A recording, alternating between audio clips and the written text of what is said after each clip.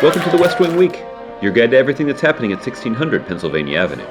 This week, the President celebrated some of our treasured American artists at the White House and traveled to Tampa, Florida to thank our troops and discuss the progress we've made in making America safer and more secure.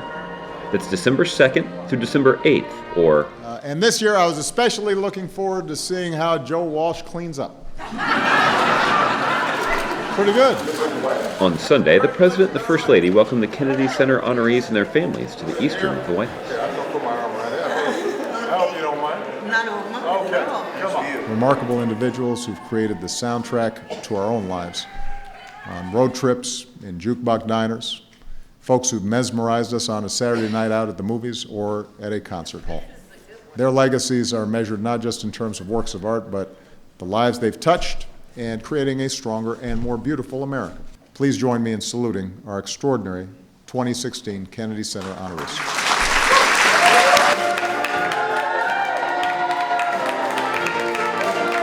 On Tuesday, the President traveled to Tampa, Florida to meet with active duty service members at MacDill Air Force Base, the home of U.S. Special Operations Command and U.S. Central Command.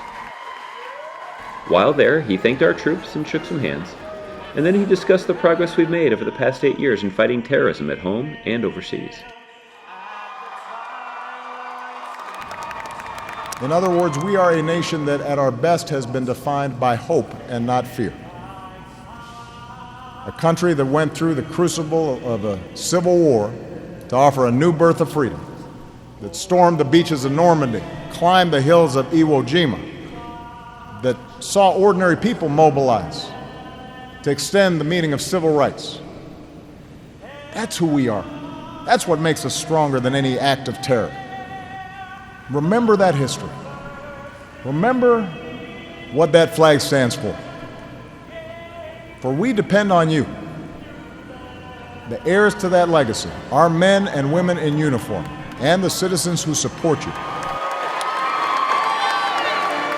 Wednesday was the 75th anniversary of the attack on Pearl Harbor, and this week the White House announced that President Obama and President Abe of Japan will make a historic visit to the memorial in a couple of weeks to commemorate the lives lost and to demonstrate how two former enemies can reconcile and make the world safer as allies. As always, thanks so much for checking out this edition of your West Wing Week. Amazing grace, how sweet the sound that saved a wretch like me. And I'm not going to go any further.